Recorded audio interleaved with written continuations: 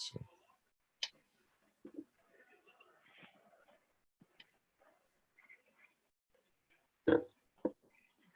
Going live on you? Going live? Yeah, we good now.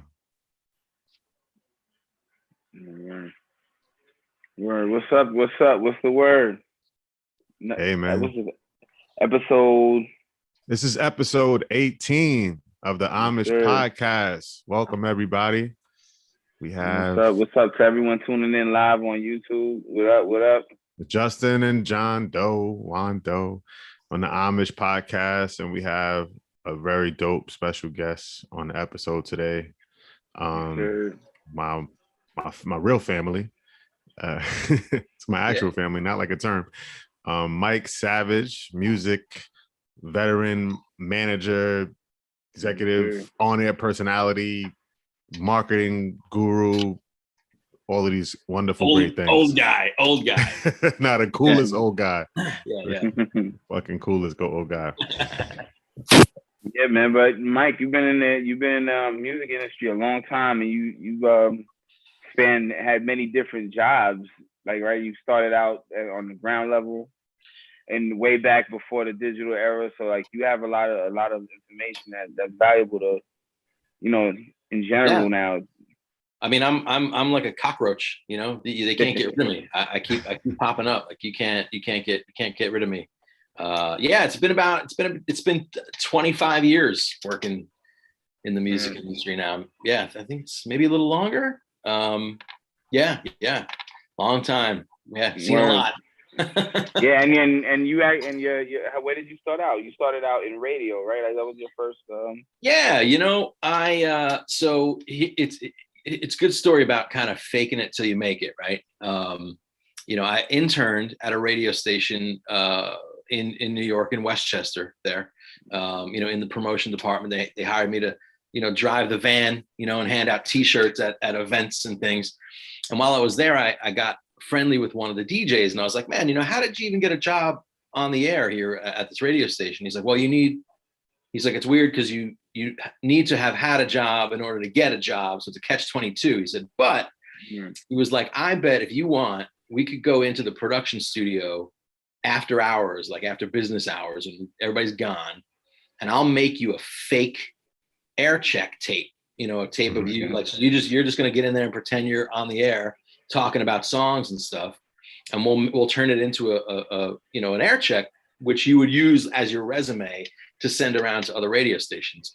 So I went to college in upstate New York. I went to SUNY Oswego, which is like about an hour north of Syracuse. And while I was there, I sent that fake air check out to some radio stations in that area. And I lied. I was like, I worked on the air at X107 down in New York. And they were like, oh, like you were on the air in market number 1. Like, yeah, we would love to have you do some weekend shifts. Meanwhile, I never did a weekend shift. I'd never been on the air in my life. Yeah. I did college radio, but different than like commercial radio. So this radio station in upstate New York in Utica hired me to do some weekend shifts. And so I took the actual tape from that station, and I brought it back down to the guy who was the program director at the station that I had interned for, there at X107 in Westchester. And I said, hey man, I used to be an intern here. I've been doing weekends up at K-Rock in Utica, New York, and I'd love for you to check out my tape just to let me know like how I'm doing, And he's like, yeah, I'll listen to it. And so he checked the tape out, and he's like, hey man, like, when do you graduate school? Because I'm looking for a new overnight DJ. Yeah.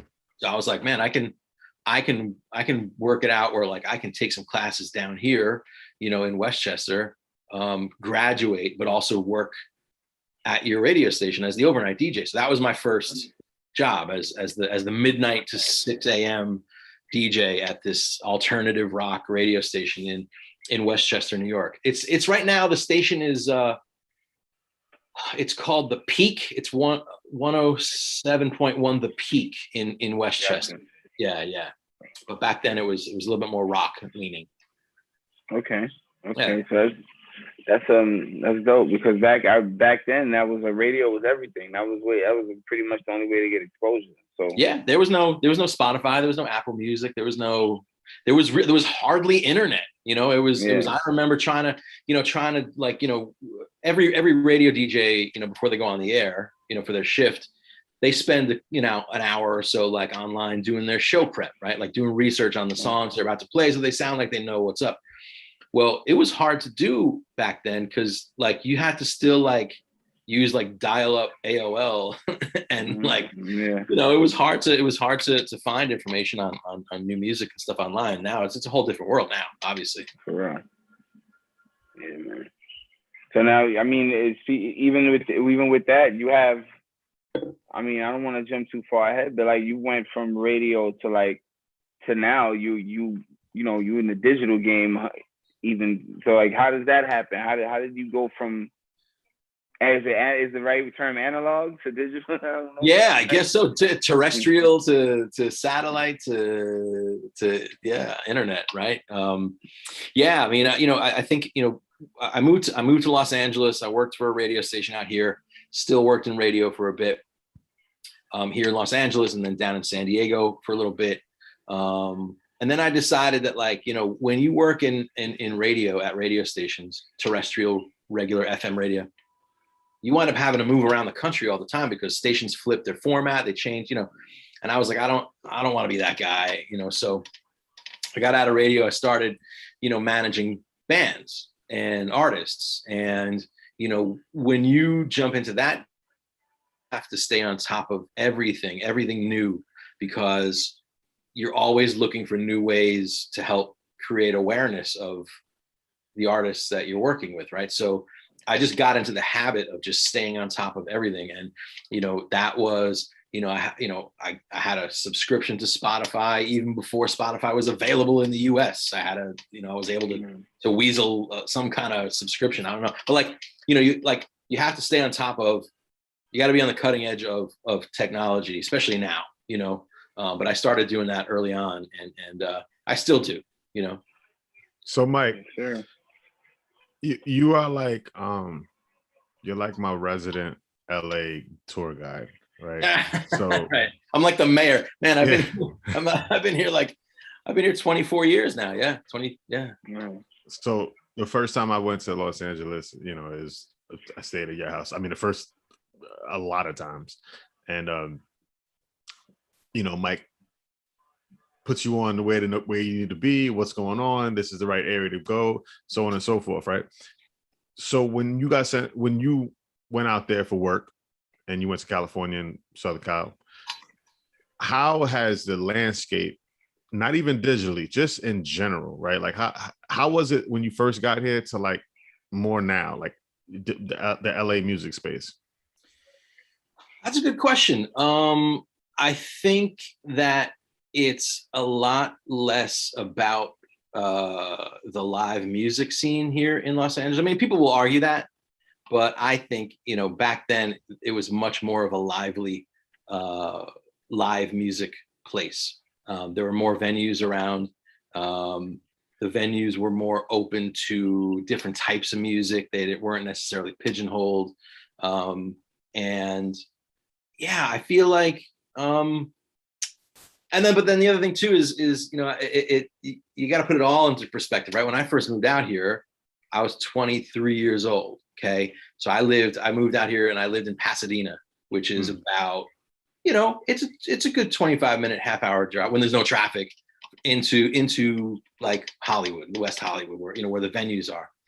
And when I was 23, I would work all day at the radio station. And then at night, every night, I was out. I had to get my car, drive into Hollywood, have dinner with a record label person or a manager, whoever, go see a band, and then drive back to Pasadena. And when you're younger, you have a lot more energy for that kind of stuff. Now like there could be a band playing across the street. If it's like at 11 o'clock on a Wednesday, I ain't going. Like, yeah, fuck that. Do it. Yeah, exactly. So I mean, I feel like, if you asked another 22, 23-year-old person who lives in Los Angeles now, they might disagree with me and say, no, it's great.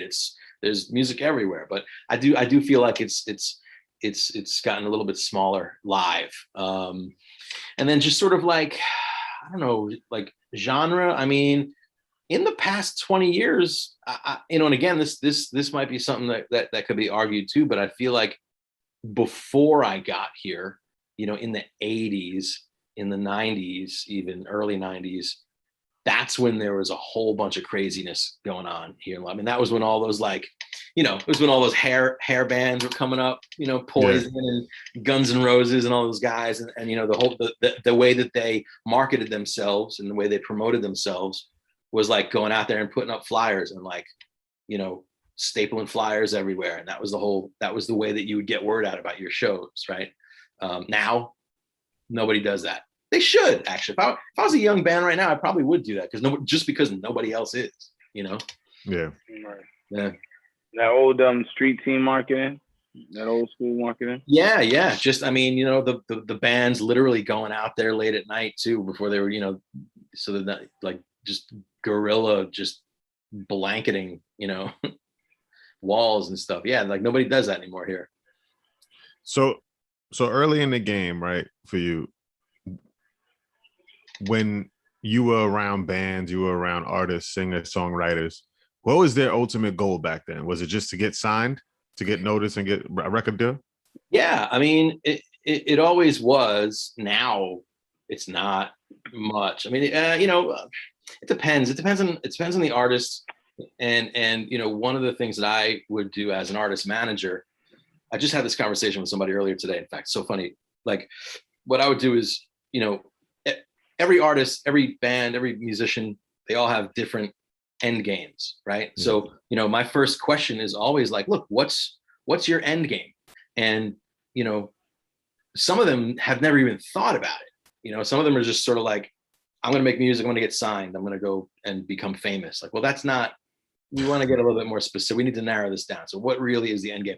And, you know, every artist has a different end game. You know, some are like, I want to sell out multiple nights at Madison Square Garden, you know, and want to be an international superstar. And some artists are like, you know what? I just want to go into a club and play music for a couple hundred people in any city that I feel like going to, you know, around the world, you know, or wherever, like, until I don't want to do it anymore. And it's like, okay, cool. That's fine. That's an attainable end game. I mean, selling out Madison Square Garden is an attainable end game too, but then as a manager, I have to explain what it's going to take to get there, right? And you know, sometimes that's, you know, a little bit of like tough love, you know, for artists, you know, a little reality, but you know, that's the conversation. So yeah, everybody has a different end game, different goals. But once you're able to kind of help them, I mean, and it's an exercise when you ask them as well, like sometimes they haven't even really ever thought about that. So it's a good thing for them to start thinking about. So, you know, once they do, and once they are able to give you a general idea, then you can help kind of like work backwards in order to get there, right? That's where you want to be.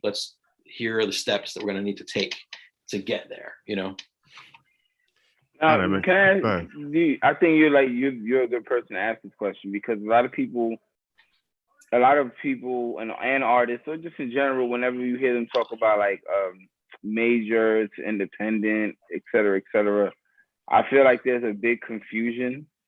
Like they, you know, like you have this, when it comes to major, like you have this staff that's gonna roll out and make everything happen for you. Like you don't need the people on your team to do that if you're independent. You know what I mean? I feel like it's, you know, if you're independent, you still need that major mentality just with your own people. Yeah, I mean, I feel like it, you know, again, it comes down to the end game. You know, if you're having those, I want to sell out Madison Square Garden multiple nights, you're probably going to need more than your independent label and your little team in order to get yourself there. You're going to need the big machine. You're going to need to be blasted out of a cannon with money in terms of marketing and promotion, and you know, you're going to need, you know, the people at those big labels. I mean, I can't believe I'm sounding like a pro major label person right now, because I've always kind of been anti, but truth of the matter is, you know, you need their relationships, and you need their leverage, right? I mean, you know, they have they have the A-list talent that they can use as leverage. You know, if you want to score a big, maybe you want to, you want to play on Saturday Night Live, right? You know, well, a little bit tougher for an indie label to get you on there. A lot easier for the major to go, hey, we have Adele. You know, you asked us to have Adele come on your show. Now you got to return the favor. We've got this developing artist. It's kind of Jonathan's gonna come. Yeah. So the independent labels, they don't have those big acts as leverage. You know, they may not have the long-standing relationships with those sort of, you know, big gatekeeper types. You know. Yeah. Yo, now you just reminded me of something, right? Adele. So I had never heard of and this was, how the fuck long was it? 10 years ago or something like that. And we go out to LA. It might have been the first time I was in Los Angeles. Oh, yeah. It was the first time I was in Los Angeles. Mike's like, I'm trying to, you know, get some shit together for you guys. And I got these private, you know, performance tickets to this small, intimate venue for this singer-songwriter named Adele. She's out of, you know, UK. She's supposed to be cool. So me, Allison, you know, my wife and Mike go, and it looks like a church type seating area like thing. It wasn't a church, but the setup was small like that and real intimate. We were on like the top layer, which is very small and close. And she came on, and this, I had never heard of her before. I think Rolling in the Deep was kind of like out there a little bit, right? Mm-hmm. At that point. Her first album was out, but America wasn't hip to it yet. Right. And this was the 21 album about to drop. And she's talked before every song, and her British accent is so heavy you could know what the fuck she was saying. My boyfriend, and then she sang, and I sat there and I was in awe. And I said, I never heard nobody sing like this before in my life. And I said, oh shit, if this is the kind of entry points that Mike is giving us, I'm coming out here all the time. And this is the kind of thing that's gonna be going on. Yeah. You know, and it's interesting. We're talking about major artists and versus, you know, indie style approach. She was performing at a small little venue, you know, and it wasn't. It was supposed to be small. And it was supposed to be intimate. And we all looked at each other and was like, "She's it." You know what I'm saying? Like, yeah, but those are a lot. I look at Adele, like those acts that are already popping overseas that come over here, even if it's from her. Like, I don't know if you remember Craig David. Yeah. Sure. You know, like there's always like those artists are just like one, you know, just one connection away from blowing up over here. Yeah, but it was, like, you know what I mean? No, you're right. But the interesting thing was that, like, she wasn't the look that they try to create stars to be. She didn't dance. Yeah. She in the whole performance, she sat on a chair, right? She was just talking shit the whole time. She was drinking and talking shit in between each song. And this is Adele then. You know, Adele now is like, you know, a whole different look, right? But she was heavy set. She was different. She wasn't she didn't have, like, they didn't have quote unquote like sex appeal like most pop acts, right? And I guess the right team got behind her full force at that point and pushed her to be this world's, you know, renowned singer superstar.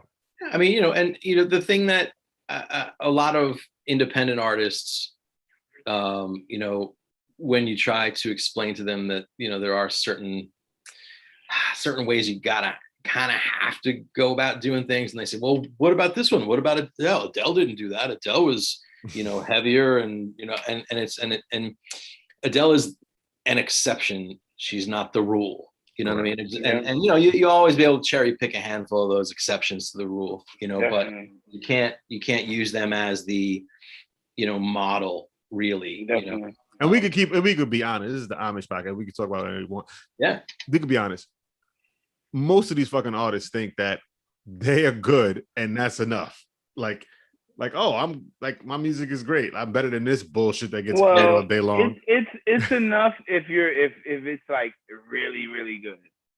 Like, you know, like blowing everything out the water. What I mean, like the song takes its own life. You know what I mean? And just blows up. Usually those people are their own critics. They haven't like let their music be heard and traveled, you know what I mean? Because unless you're making music in your fucking bedroom, who cares, right? But if you're making it for an audience. But the catch-22 to that is also that there's people out there listening to everyone. Like for everyone that we might think is either, you know, maybe subpar or even really good, there's someone in the house that's listening to them.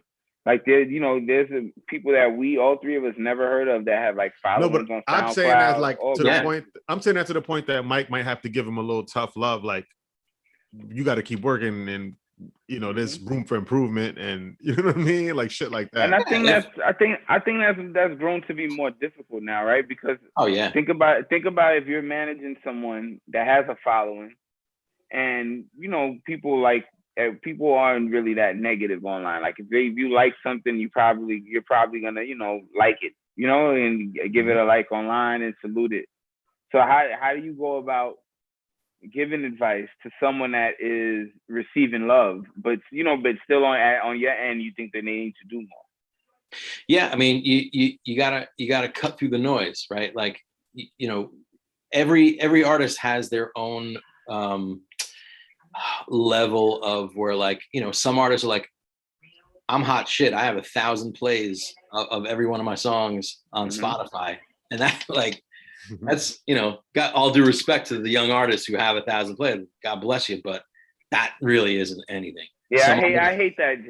Some artists have 10 million, and they think they're hot shit, and it's like, yeah, okay. I hate when I see that. When I see the local artists every year put up like, oh, I had 4 million spins on Spotify, but they did no real like work. Like I didn't even know you dropped something this year, you know. And I would like to listen to it, but they have like people around the world listen to their music 10 million times, but you know, I didn't see one video. Yeah, Spotify is a tool. Apple Music is a tool. YouTube videos are a tool. You know, touring is a tool. Terrestrial satellite radio airplay, it's another tool. All of these are tools that you are using to create awareness of you as an artist and of your projects, right? And you can't, you know, you can sit there and stress yourself out as an artist about like, oh man, I'm trying so hard to get added to all these playlists on Spotify. It's like, okay, cool, but like, don't spend your entire day doing it, because guess what? There's Apple, there's Deezer, there's Napster, there's Sirius Satellite Radio. There's so many places that you can push your music through, and you don't know where it's going to connect. It could connect on Pandora. Yeah. You don't know, you know. It's weird. I found a lot of music is connecting through like TV, and like, you know, I feel like Insecure was big for a lot of records. They were, their playlist is strong, and they're really breaking a lot of artists. So I feel like that's, I kind of like that, because it's sort of like a circle of life. Man, let me tell you, here's a good story. So, you know, I manage this artist. I still manage her. I've managed her for about 15 years now. Her name is Miko. She's a singer-songwriter. Yeah, shout out to Miko. Yeah, Miko's dope. Yeah. So, you know, when we first started out, you know, how we really broke her, or you know, how we lucked out in a way, is that the music supervisors for TV shows loved her music, and her music worked really well in TV shows. So we were getting all these songs placed in Grey's Anatomy, for example. And so, but then the thing is like, okay, well, how do you parlay that play in that TV show where you might hear 10 seconds of a song in the background of a scene into something more? So she and I, man, we would like, okay, so the show airs tonight at 8:00. Okay, cool. So we would sit in front of our computer and we would find like Grey's Anatomy fan forums, right? This is back like 14, 15 years ago. So I would be like, all right, so I would create an account. I'm Joe Blow, right? And I'm like, hey, like, what a great episode tonight. Hey, like, does anybody know who sings that song that was playing when so-and-so was falling in love with so-and-so? And then she would be at her house and she'd be logging in as like Sally so-and-so. And she'd be like, oh yeah. She's like, as a matter of fact, that's an artist named Miko. Here's a link to where you could buy that song on iTunes.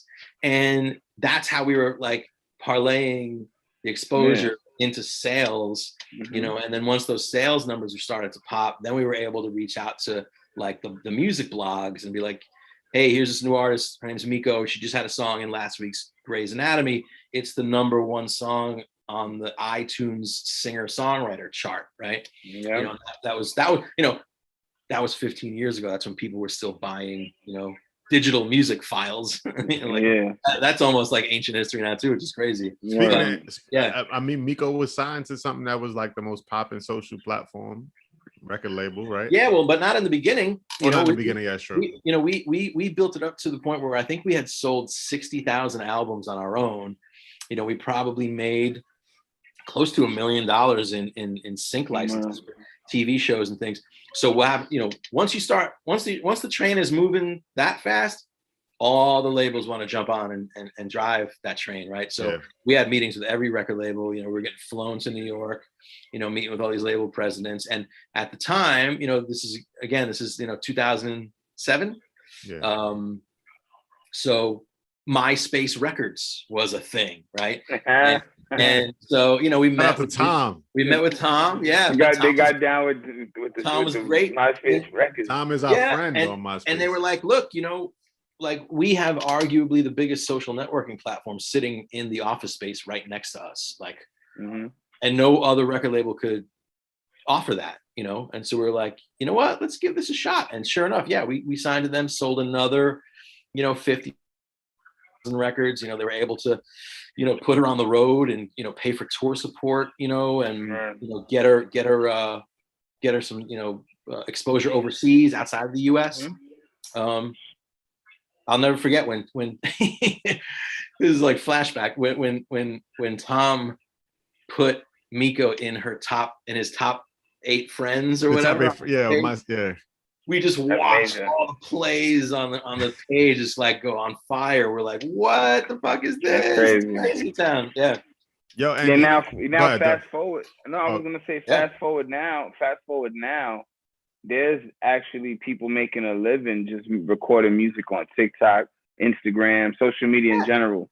Yeah. Like now MySpace Records, it might have been on to something, but you know, people are doing that now. They're getting paid doing that. Yeah. I mean, I was gonna say that, like, you know, TikTok is like the thing that breaks a lot of big artists. It breaks these artists. Other one, Thriller, something like that too. No, but TikTok is like the leading the charge, right? I mean, if you get the viral moment. But Vine, remember Vine was too. TikTok, like it's you know, things evolve. So if you look at MySpace was like a precursor to all of this. Yeah. For real. Go ahead, though. What you gonna say, Mike? I'm sorry. Oh, I know. I was gonna say that last year, 70 artists signed multi-million-dollar major label deals based off of TikTok that were discovered on TikTok. 70. Wow. You know what? And to that point, right? Just today, we're on. You know, we're doing this via Zoom and we're simulcast on YouTube, and YouTube introduced YouTube Shorts for artists. So like the same way you could post like a TikTok or Instagram reel, you could post a YouTube short and have the artist's music playing in the background so they can get discovered that way, the same way. Yeah. I mean, that's cool. It's you know, it's as an artist manager, even as a self-managed artist, you need to stay on top of all that stuff. And you know, the interesting thing for me is that I'm watching how it is changing how music is sounding and how music is written and how music is recorded. Like, for example, I mean, because we're in like a fast click world, like you notice how many songs now don't have like 36-second intros anymore. It's like boom, starts cold, like they're much shorter. Yeah, the duration in general starts cold. You know, right. They took away a lot of bridges in records now. Yeah. Well, I mean, and there used to be three verses chorus. Now sometimes it's 2 verse, especially 2 chorus. Yeah. Take your ass home.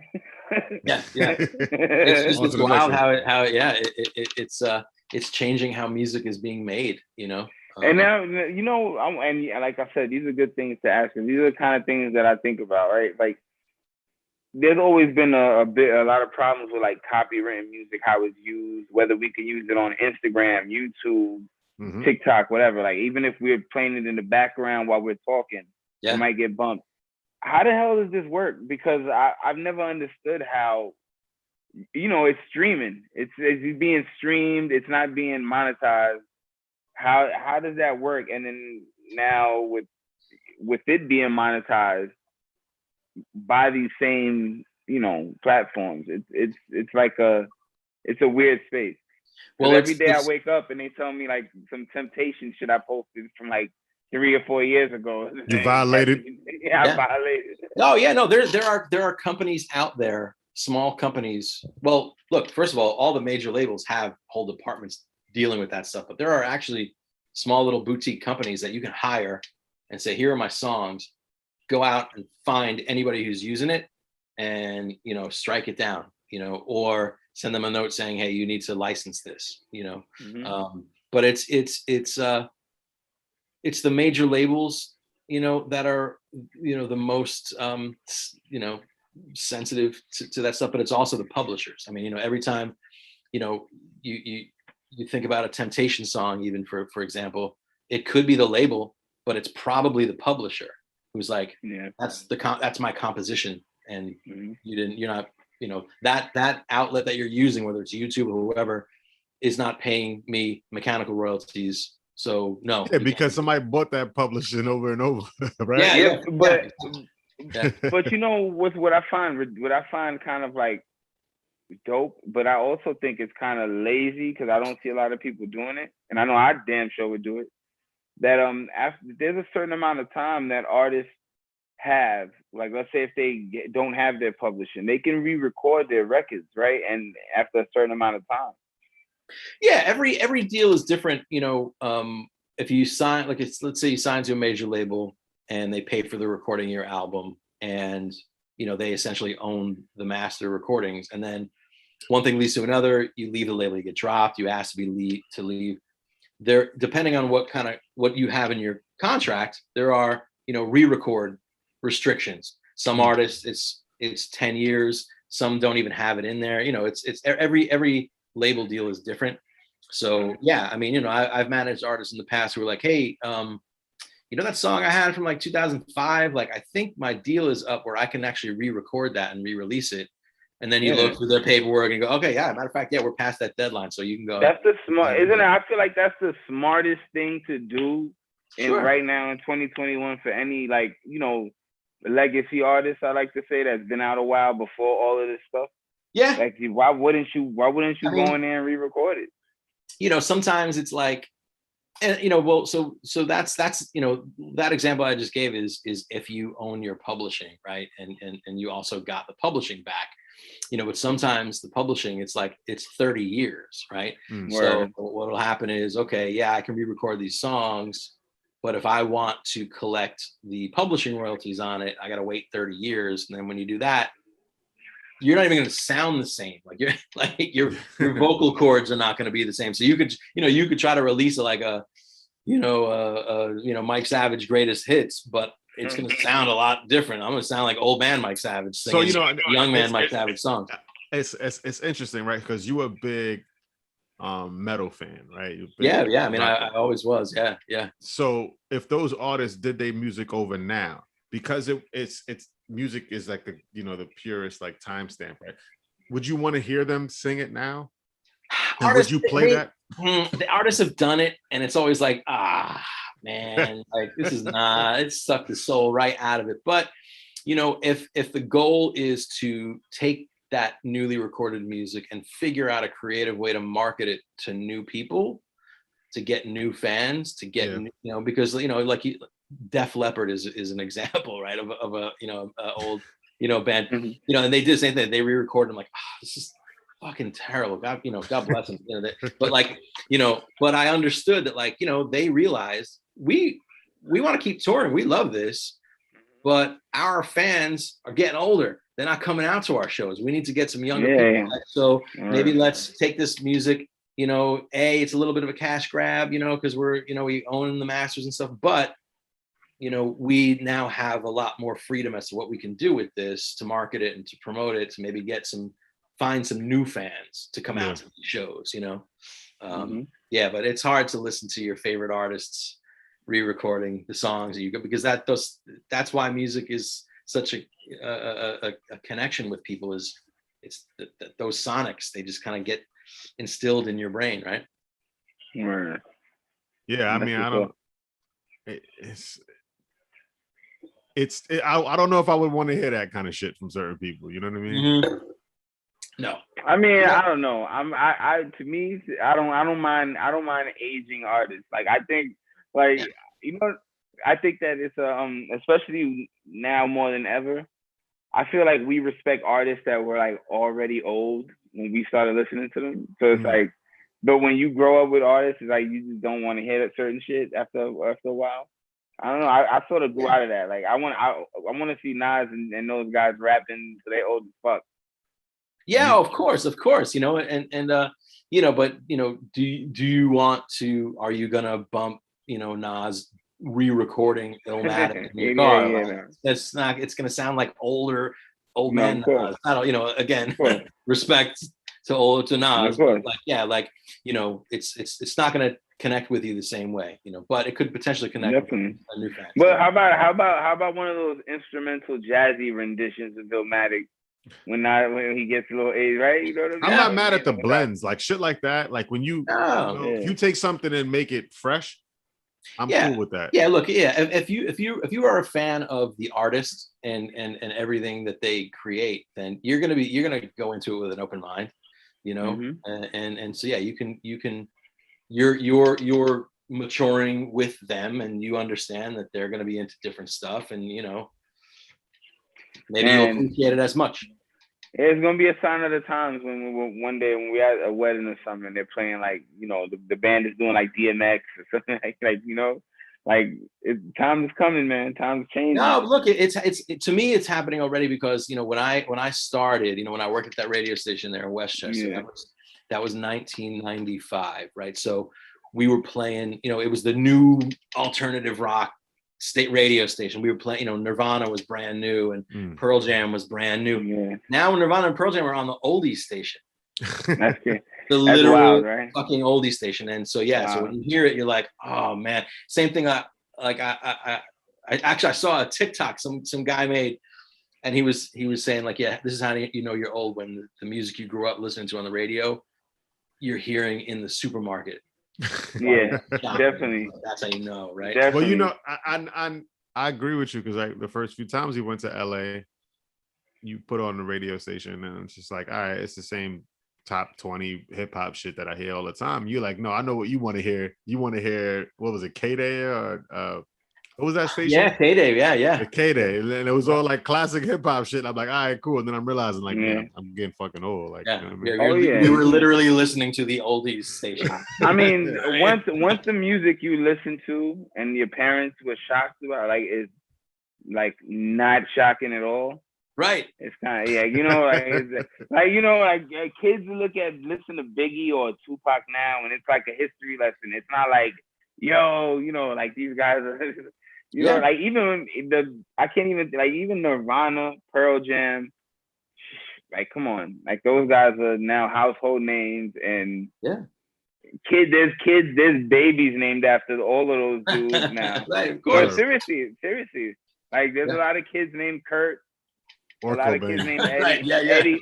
A lot of kids named Eddie because of Pearl. Like, you know what I mean? Even Courtney as well. Yeah, true. Or Jeremy, right? That was the kid.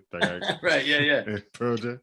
Yeah. It's interesting how you know, and then you it's interesting to see now. You know, like looking at TikTok, you see like some kid in high school wearing a Def Leppard t-shirt, and you like, your first inclination is to be that old man. It was like, I bet you can't even name 3 songs by Def Leppard. It's like, last year I saw the rise of the Grateful Dead. Like, you remember, like everybody was wearing the sneakers, the colors, the shirts, nice stuff. Yeah. You know? Like it was, you know. You know, I feel like everything has a turn. You know, it's a perfect example of all of this shit coming together the right way, right? Like, so you had the TikTok that went viral of homie that was on a skateboard drinking the cranberry juice, listening to Fleetwood Mac. Sure. Yeah. The song went to All like kind of number, different elements. All kind of different Right. elements going on at the same time. bro. Like the song went to number one for like a couple of weeks. Yeah. Yeah. You know, and how old is that record? I mean, And yo, now you as hear it old as more than me. ever. Now you be in Whole Foods and you hear that shit. Had me ready I to never jump on heard the that board. song before that time. Never Right. heard that song before. Right. That time. I mean, Never. and I mean, you know, if you think about the demographics of the people that use TikTok, they've never heard that. Their parents have never even heard that. Yeah, you ain't lying. So it's like, so a lot of the major labels are, you know, they have like catalog marketing departments, right? And their job is, okay, you know, yeah, obviously we've got all our current new high priority records, but like we have this huge catalog of these legendary artists. How do we repurpose this somehow? How do we get this into new people's ears? And there's departments going like, we need to do what happened with that Fleetwood Mac song with that guy skateboarding. Like we need to think of some creative stuff, you know, and like Billy Joel, like Columbia Records had somebody who did it with a Billy Joel song. And I'm like, all right. Like Billy Joel is like my all-time favorite artist. That's again, how fucking old I am. But like to be able to see like, you know, 8 million kids doing like a dance on TikTok to a song by Billy Joel that wasn't even a single is like, oh man, okay. And that goes back to John, what you said before, where like, if you have the songs, those songs will have legs. And as soon as you get them into people's ears and it connects, it can go, you know? So with that in mind, right? Songs live forever. He like, well, go ahead. Just I was just gonna say, like, whenever we look at one of those verses or revisit some, you know, we like, damn, look at how much music these people have. Like, you know, sometimes you forget, like, oh shit, you know, like this person had music when I was in elementary school, before I was born, I was in high school. Like, that shit is crazy. Yeah. I mean, you had the Isley Brothers on Verses. I mean, they were making music in black and white television. I was like, they did Twist and Shout, like, fam. They did Twist and Shout, and in the same breath did songs later on, like Down Low remix and stuff like that. So let me ask you, Mike, right? So crazy. With this in mind, right, with all of these scenarios that can play out, do you suggest to your artists that you're dealing with to own the rights to their masters, or should they make these deals? And because you know, nowadays there are, you know, it's not a one size fits all deal that you're going to get. I mean, every record label is going to, you know, they're going to customize an agreement with you based on what you want, right? So like, you might, you know, if you need like, and again, literally every instance is different, but like, you know, if you really need money right now, then make the deal where you get a bigger advance up front. But you know what, you're going to want to give up a little bit more. If you don't need it, if you're like, you know what, I hardly need you, label, what are you really bringing to the table that I need? Then you've got a little bit more negotiating power when you're talking to them, and you know, you can carve out whatever you want. You can carve out, I want to own my masters, I want to own my publishing, you know, like you can create whatever you want. But what I would suggest is own and control your masters, own and control your publishing until you get to a point where you have leverage in talks with bigger companies. And you can make a favorable deal. As opposed to just even with that, with them, right, you can own all your publishing and masters, and you can actually rent it, like, you know, sell it to someone, but license it. You can license it. License it to a company. You don't necessarily have to give them anything. You could license it to them. And eat off of it. Yeah, because it's you know, the major the labels aren't all, you know, big, mean, ugly, you know, demons. Like, you know, they understand, like, okay, well, look, you know, we'll license it. We don't need to own this music. Like, let's license it. So it won't be in our catalog forever and ever. But you know what? we're going to give them a smaller advance up front. We're going to, this is going to help our bottom line, for the next couple of quarters as we do the market. Oh, and they're going to get those records played while they have them. They're going to get those records played. Fun. But yeah, so yeah, every deal is different. Every situation is different. So you just want to have a team, you want to have a manager, you want to have a music attorney that can really do the best for you, in those negotiations, right? Yeah, I mean, I think it goes back to what you said earlier, right? It's like, if you're using all these tools correctly, you really understand where you sit at every stage of your career. Yeah, look, I mean, it's like, if you weren't a musician, but you were going to open up a pizza shop, right? Like, you're not going to just, well, I know how to make really good pizza, so my business is going to do well. No, you have to learn about, like, all right, renting the space, like, what's it cost for the permits? Like, you need to learn about the health, thing. Like, so same thing with a musician. It's sort of like, don't just be like, I sing real well, I'll let other people handle everything else. Like, learn. You're doing yourself a disservice if you don't learn about what the marketing department at a major label does, what the radio department does, what's entailed with all that. You know what I mean? Like, learn the business that you're in. Otherwise, you're doing yourself a disservice. That's a fact. I mean, and as far as learning, right? That's kind of why we asked you to be on this podcast with us. I mean, Mike and I have family, so like we could just have this conversation anytime.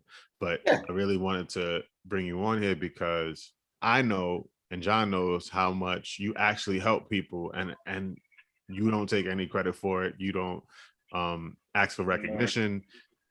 All of these things, right? So we wanted to show you love and pay respect to you for your journey, for all of these things you do for people and musicians, and just advice, and just being a big brother that all of us all the time, and we really appreciate it.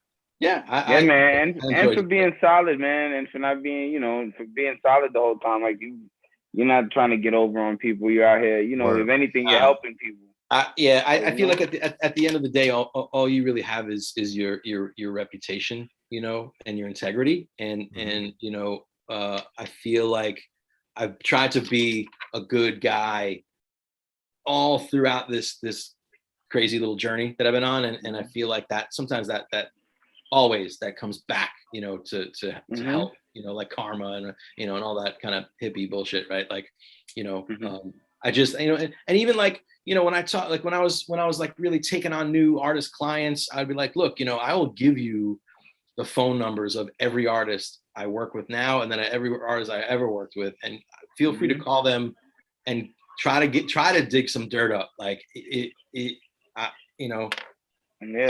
dare you to find somebody who has something bad to say, because I've always tried to go and do the right thing by everybody. So that shit counts, man.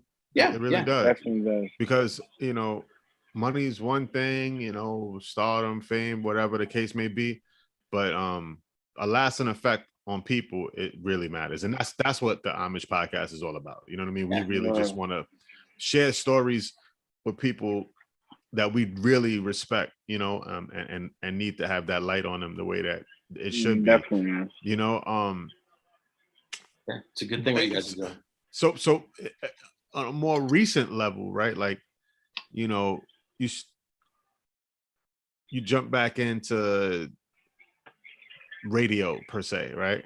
Yeah, a little bit. Yeah. It's I got pulled back in. I was actually really excited to jump into this new venture. It's a company called Amazing Media. They're based in the UK, and they about like 2008 they started a radio station in the UK.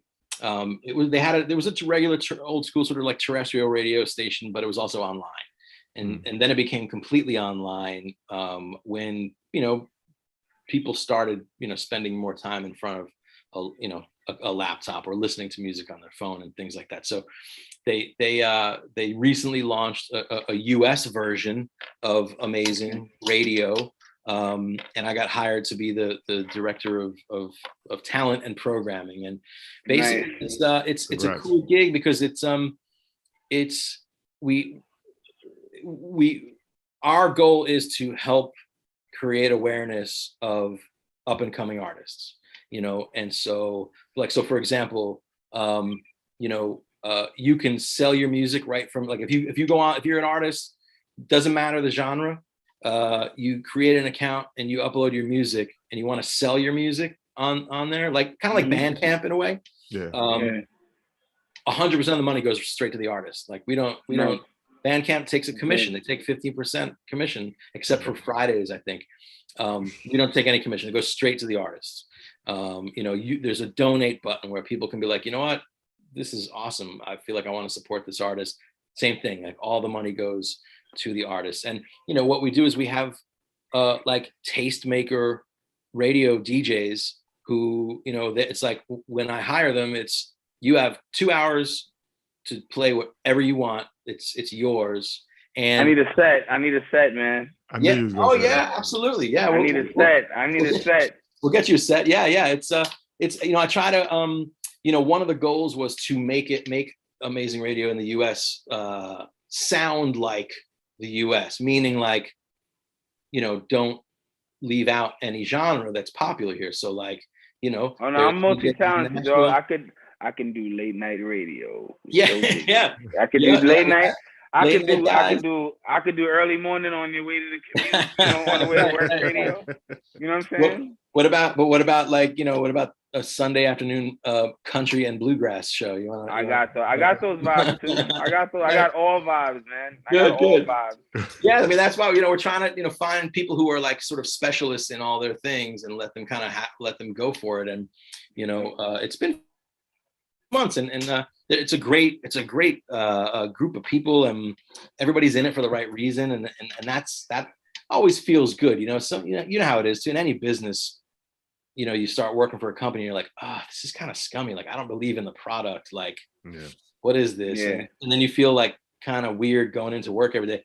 Man, when I wake up every day, I'm stoked because it's another day to figure out how I can help that great new artist that I found last week. You know what I mean? Like, and so it's exciting for me. Yeah, I love doing and it's a cross between music and tech, which is like right now. Yeah. Oh yeah. I mean, I'm on Zoom calls like this with the dev guys, a couple times a week, and it's mind blowing. The things where I'm like, like we had this idea, like, yo, like, can we, because we have so much music from around the world that we play, like, is there a way to like put like the flag of the country that they're from next to their name, and like the dev guys are like, it's done, and we're like, oh shit, look at that, like it's awesome, it looks awesome. Yeah, I mean, like the things you're able to do these days is wild, and yeah, going back to like, when I first started working and I had to like sneak into my boss's office and like figure out his AOL password and do the dial up just to kind of get online to pull up some information about some music. It's like, it's technology has come. But you just made that example about asking to put a flag on the artist, right? Like, to me, that goes to speak volumes of like the point we were making of why we had you on the show, because you thinking about like the representation of the artist, like, this is who they are. People should know where they come from and what they are. And they don't have to, if it's a way to not have to drill down and make people that have no fucking attention span go look for this shit, why can't they just know? And it connects the world quicker, Like, to me, that's dope. You know what I'm saying? Yeah. It's any small pieces of information that we're able to get in front of people's face these days, because people's attention spans are so short now, man. It's like you got to catch them when you catch them. Anything that you can do to if John Doe gets a show, you got to put a Yonkers flag next to it. Right. Yo, bro, I need an hour slot. I need a slot somewhere. You just need like an Uptown logo of something. You gotta hook me up. Yeah. You know what I mean? That'd be fucking awesome. Oh, I love it. That'd be cool. But yeah, no, man. I mean, look, Mike, I really appreciate you coming on with us. Of course, thank you guys for getting me involved. You guys been doing this for a while. Yeah, man. It's good. We were Yeah, just man, we were all in LA recently. We probably should have did this in person. I know we could have done it in person. I know. When we come out, yeah, we again, had better stuff to do. yeah, we had True. some, it was a lot of shit going on. I almost died in Runyon Canyon. You know what I mean? There was a lot of shit going on. Yeah. So Word. when we out there again, we'll do it in person. We'll sit down. You know what I'm saying? course. We get the whole LA vibe in the background. Yeah, well, I'll be in New York probably sooner than that. So maybe we do Even better. A revisit. Yeah, man, definitely. Yeah. And I'm gonna look into the radio. I want to listen to what you got going on over Yeah, there. amazing radio, people. Check it out. Yep, amazing. Yeah, go to amazing.radio and check it out. It's good stuff. Yeah. Yes, sir. Mike Savage, Yes, sir. artist, manager. If you need help or you need some kind of information, and Halloween costume legend. reach too. out. Oh Yes, yeah, Halloween, man. yeah. Can't wait. Halloween costume legend. It's funny shit because you the king of costumes. My birthday's the day before Halloween. John's birthday's 1 week before Halloween, and we never fucking dress up. We Yeah, never dress up. I mean, I wear a fucking mask every day. So like, Well, look, but you know where it comes from? It comes from growing up. And when the first band I ever liked, the first record I ever bought was a Kiss record. You know, these guys were in full makeup for most of my teenage, young children's years. So that's where it comes from, I guess. Who knows? Word. I heard. Did they hang out in Yonkers? Yeah, I heard that those sick bastards used to hang out at Untermeyer Park doing all kind of shady shit. Untermeyer Park. Yeah, I think. You know what goes on up at Untermeyer Park? Yeah, that's crazy. Yeah, stuff. those guys are all from Bronx, Queens. I think Ace really lived in Yonkers, Long Island or something like that too. Or Right? Peter Chris. Yeah. But yeah. Kiss band used to be doing shady shit up in Untermeyer Park, bro. Rumor has it. Right. Don't ask me how I know. I just know because it's YO business. Right. I have nothing to do with Kiss and those guys, but Jada Kiss is home, but I don't know about Kiss the band. But they know about Untermeyer Park. Oh yeah, man. Sure. Right. Nah, but Mike, we gotta do it again because I know a million fucking hip hop stories, right? But you got all like the rock Hollywood crazy shit stories. Man, 24 years out here, man. Now that's what I'm saying. I'm sure you've seen a lot of wild. Yeah, we might have to do Hollywood, True Hollywood Stories. You know what I mean? Right. You know? Yeah. I want to hear that Motley Crue type crazy shit. Oh, I got stories for days, man. All right. Well, this is episode 18, the Homage Podcast with Mike Savage. And thank y'all for checking in. Mike, thank you for being on here with us. We really appreciate it, brother. Thank you, gentlemen. Really appreciate it, y'all. Thank you. Peace, y'all.